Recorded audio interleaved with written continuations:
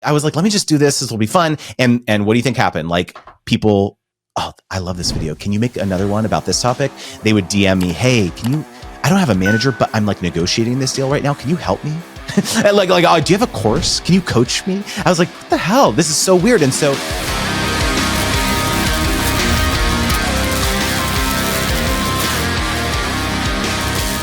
now that your business has evolved and obviously your business is much bigger than it used to be then, both of you are full-time, probably a team now. I mean, it seems like you've grown tremendously. You've worked with so many creators as well. So what does that day-to-day look like now? Yeah. So let's talk about what didn't work first, because I don't think people like flex, like they flex the wins and like, oh, look how much money I'm making every month. But no one ever talks about what didn't work and what failed. And so the first attempt that I made to diversify our income was in 2015. So what was happening was everything was going really well on YouTube. Like we were making, at the height of our YouTube, we were making like 25K a month, which was just on ads, like not even including sponsorship. It was just AdSense. So it was like pretty dope, right? And so we were like, this is awesome, but this can't continue forever. There's no way that like people are going to watch us at the same amounts that they are now forever, right? It's going to go down. The views are going to go down, or like something's going to happen, right? So in my brain, I'm always thinking like, okay, what can we do to like diversify this, right? And so we had by this time done tons of sponsorships and had a pretty good track record in terms of like repeat clients and all this stuff too. And again, remember, I was in product management and medical devices. So like project management, this was like kind of my day job. And so I was like, I'm pretty good at this stuff, like hitting deadlines, like ensuring I'm adhering to what the brand is looking for and all this stuff. And so I was like, what if I took this knowledge of like what we've learned doing this and got deals for other creators? That was the business idea. I was like, okay, I'm going to start an agency. I'm going to, be the liaison, the campaign manager, essentially. And so that's what I did. I went to the brands that we had just worked with personally, and I said, hey, we loved working with you. Did you also know that we also have these? Are you also looking to work with other creators? And so that's what I did, is I went out and I reached out to a bunch of our friends who were also creators. And I said, hey, can I put you in a deck? that was literally I'm not going to manage you, but what if I could bring you business? And they're like, sure, bring me business, right? And so that's what I did. And so that the early like deals, that was how I made it work. It was just from our personal Rolodex, essentially. And ran that agency for 7 years. And right around COVID, so everything was going great. It was like, okay, this is going to diversify our personal family income. We've got the agency income now. And I worked so hard to build that business, man. I had multiple full-time employees at one time. We were doing, we closed like these $500,000 deals where we were working across, lots of creators. And so I was doing the thing, right? It seemed cool. It seemed awesome, right? And when COVID happened, everything crashed and burned. It was a lot of like factors. In fact, I have a whole YouTube video all around why the agency failed. But had to lay off all my employees. Had $100,000 of debt that I had built up for various. We were relying on all these. Yeah, because so essentially what happened is like it's a complicated story, but like build a bunch of custom tooling, software tooling. Oh, been there. We had all these other influencer agencies who were raising all this VC, and they had all these like custom dashboards to let you search for creators and use AI and like all this stuff. And I was like, oh shit, we got to like, sorry for my French. I don't know if we can curse on here, but like, it's like, oh, I got to compete with that to be able to differentiate ourselves. Right. Spent, dropped 50 G's, like developing the software dashboard, hired a big time VP of sales to, try to, go after some of these much higher ticket clients. So, a lot of these mistakes that, of course, in retrospect, it was like, oh man, like terrible. But like, again, we had a pipeline. We had a pretty robust pipeline of deals that we were relying on. It was going to pay down the debt, all this stuff, right? But then, of course, COVID happened, right? And so basically what happened is like, I had to let everyone go. And then I ran the agency myself for like 2 years to pay off the debt, to like try to like get this thing. And so like, once I finally paid off the debt, it was like, okay, clearly this agency didn't work, but you know what?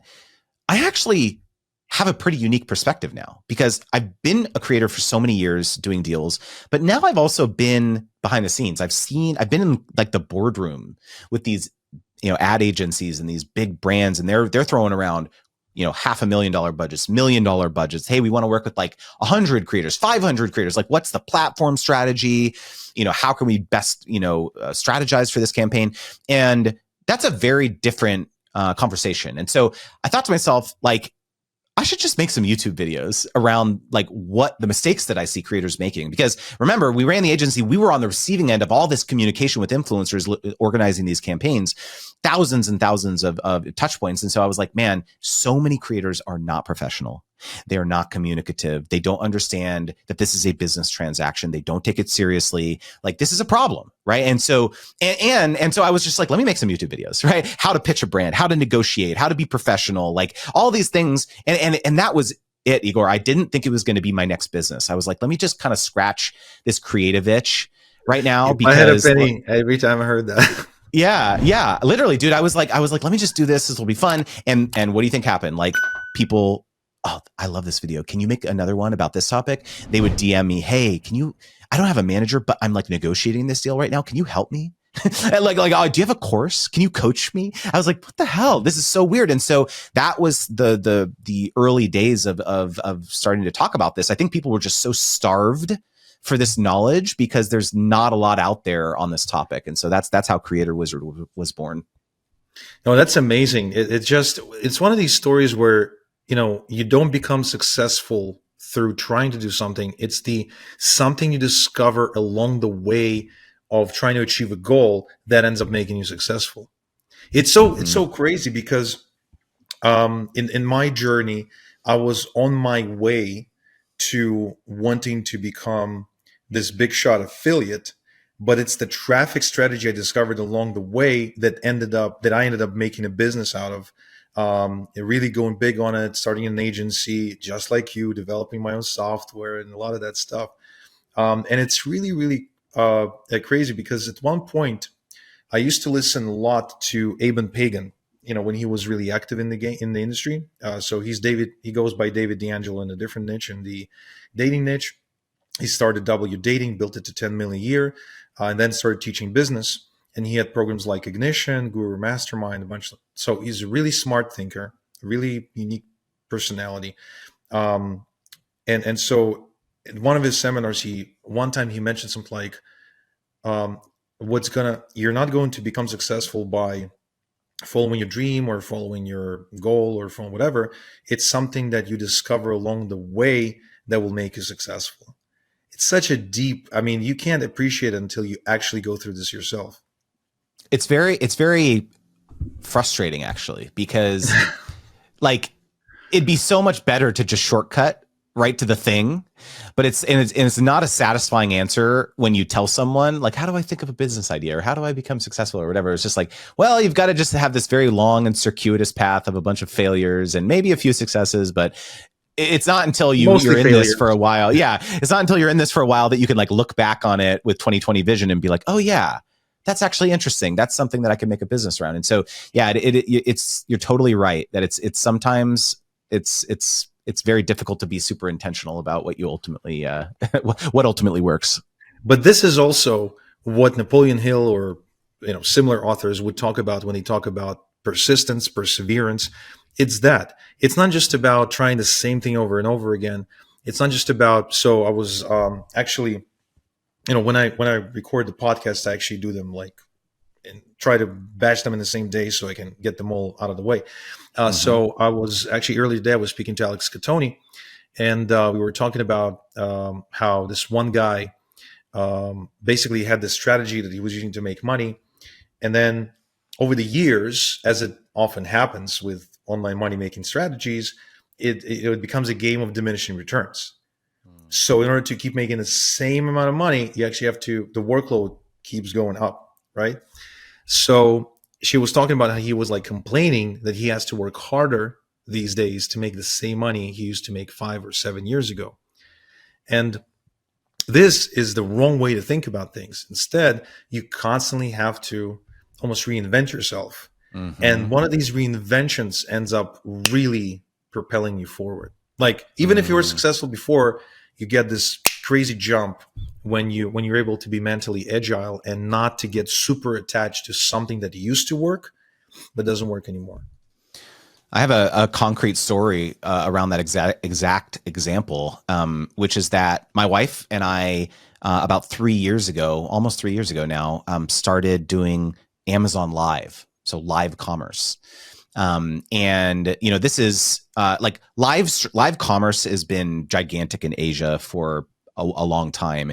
And when Amazon approached us about the opportunity about trying out this new Amazon live stream stuff that they were doing, it was, we were unsure of like whether, okay, well, this seems like it's going to be a big time commitment, because essentially what they were offering is they were going to compensate us to do a certain number of live streams a month, because they wanted to get more, we were pretty prominent creators. And so they wanted to get, other creators on there to attract more people and all this stuff too. Right. And so it was going to be quite a bit of commitment. And again, like, yes, we've been on social media for a while. We've been on YouTube and stuff, but live streaming was kind of a new game for us. Like, yeah, we've done live streams on Instagram and all this stuff too, but this was going to require a much more sophisticated setup. We were going to need multiple cameras. We wanted to do it right. And so we wanted to do multiple cameras and learn how to use like live streaming software, OBS and all this stuff. Right.